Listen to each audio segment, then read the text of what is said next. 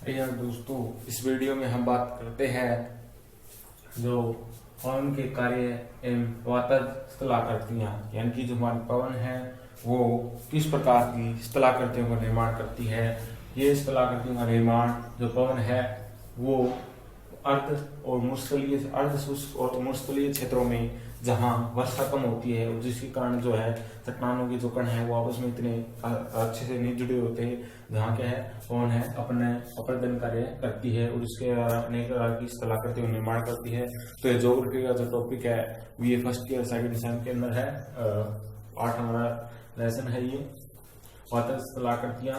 तो आगे बढ़ने से पहले अगर चैनल को सब्सक्राइब कर दीजिएगा। तो हम आगे बढ़ते हैं, बात करते हैं कि पवन के कार्य एवं वातज स्थलाकृतियां। तो सबसे पहले पवन के अपर्दन कार्य कौन कौन से हैं मैंने आपको बता दी। पवन क्या होती है? पवन क्या होती है? क्षैतिज दिशा में बहती हुई वायु रस को क्या कहते हैं? पवन। यानी कि जो हमारी पवन जिस प्रकार से क्षैतिज दिशा में बहती है उसे हम क्या कहते हैं? पवन कहते हैं। तो पवन के अपर्दन कार्य 3 प्रकार से होते हैं। अपवहन। अपवहन क्या होता है कि जो पवन है वो धूल कणों को अपने साथ जो है उड़ाकर दूर दूर हजारों किलोमीटर तक ले जाती है, वो पवन का अपवहन कार्य कहलाता है। जो राजस्थान के शुष्क मुस्तल प्रदेशों से जो धूल कण है वो आगरा मथुरा तक पहुंच जाते हैं, तो ये अपवहन कार्य है पवन का। और उसके बाद में हम बात करते हैं अपघर्षण।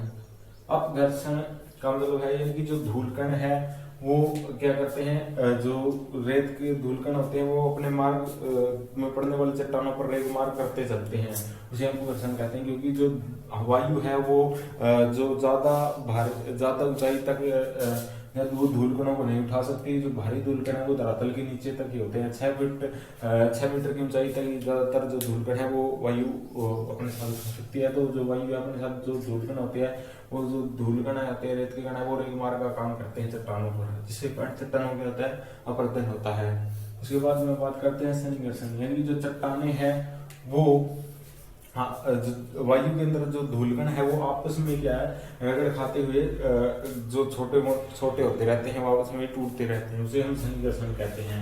तो ये थे पवन के अपर्दन कार्य। 3 प्रकार के कार्य होते हैं। उसके बाद में बात करते हैं कि जो पवन अपर्दन कार्य करके किस प्रकार की स्थलाकृतियों का निर्माण करती है उसके बारे में हम डिस्कशन करेंगे। तो वातागर्त सबसे पहले आते हैं। वातागर्त, तो वातागर्त में पवन की जो दिशा देख सकते हैं कि ये सीधी चट्टाने हैं और ये चट्टानों जो वायु तो चलती है तो वो क्या करेगा भवन की तरह घूमने लग जाती है, तो उसके कारण जो एक भवन बन जाता है और वो इस प्रकार से चट्टानों को तस तरीके का आकृति चट्टानों के अंदर कर देता है और जिससे इस प्रकार की जो आकृति का निर्माण होता है और उसे हम वातागर्त कहते हैं। उसके बाद में हमारा जो सेकंड है आकृति बनती है उसकी बात करते हैं वह अपवहन गर्त। अपवहन गर्त क्या होता है कि जब वायु है वो जो मृदा जो मिट्टी को है वो जल स्तर तक हटा देती है, अपवर्तन कर देती है, उसे उड़ा ले जाती है, जल स्तर तक उड़ा के गहरा खड्डा कर देती है, तो उसे अपवहन गर्त कहते हैं। और जहाँ इस प्रकार की आकृति निर्माण हो जाती है वहाँ क्या वनस्पति लहराने लगती है, क्योंकि जल स्तर तक जो है वो चट्टाने वो दिखाई देने लग जाती है, तो नीचे जो चट्टानें निकल आती है और वहां क्या होता है वनस्पति उग जाती है। उसके बाद सतर्क या गारा। मैंने आपको बता दी जो पवन है वो धरातल के नीचे यानी कि 6 मीटर की ऊंचाई तक ही ज्यादा अपर्दन कार्य करवाती है, क्योंकि अपने साथ जो धूल कण रेत के कण जाती है वो उसके अंदर रेत मार्ग का काम करते हैं।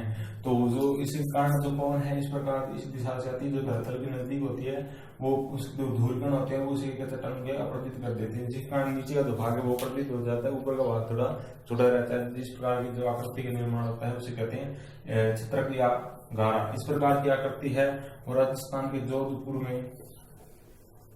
जोधपुर में देखने को मिलती है। इस प्रकार की जो आकृति है स्थलाकृतियां आप देख सकते हैं राजस्थान के जोधपुर में।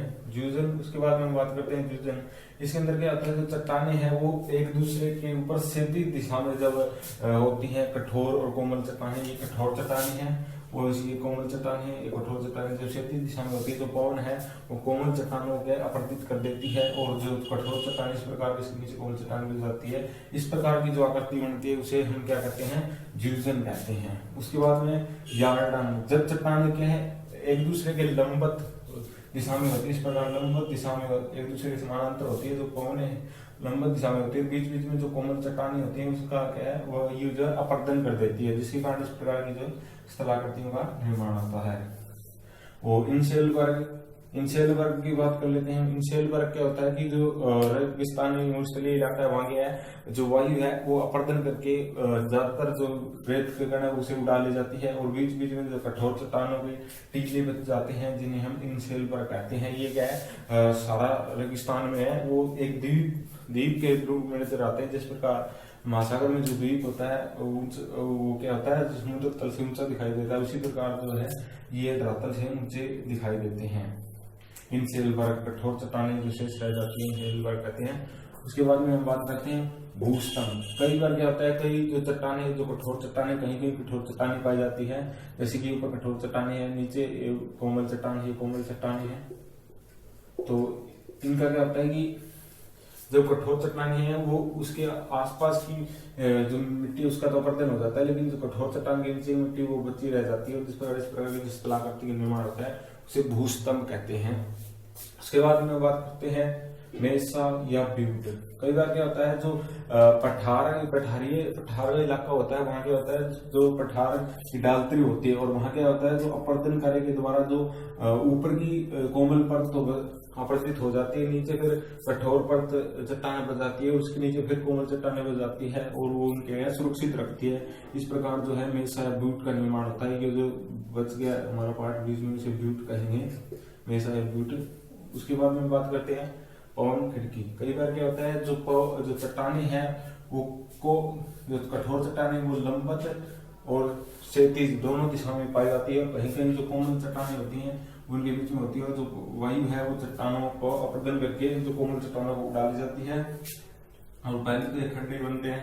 उसके बाद क्या होता है ये जो पूरा है वो इस चट्टान में छेद हो जाता है, इस प्रकार के छेद हो जाते हैं, और जिससे क्या कहते हैं वो हम पवन खिड़की कहते हैं। पवन खिड़की इसे कहते हैं। और पवन खिड़की उसके बाद में जो बात करते हैं हम पवन खिड़की के बाद में जो है पुल। तो पवन खिड़की इस प्रकार देखिए आप,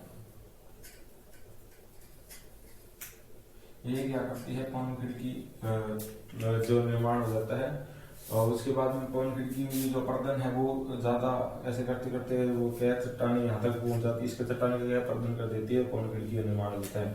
उसके बाद में पुल जो पर्दन कार्य होता है उस चट्टान में जो यहाँ शुरू होता है वो पर्दन कार्य धीरे धीरे बढ़ता जाता है, तो उसे हम क्या कहते हैं, और जो कोमल चट्टानें वो सारी अपर्दित हो जाती हैं, और बीच में इस प्रकार जो चट्टानों के बीच में छेद बन जाता है उसे फिर ये पुल का काम करता है, युगल पुल का काम करता है। तो इस प्रकार जो पुल की आकृति का निर्माण होता है। तो ये थी पवन के अपर्दन कार्य और वातज कलाकृतियां। आपको ये वीडियो कैसी लगी कमेंट सेक्शन में अवश्य बताइएगा। धन्यवाद।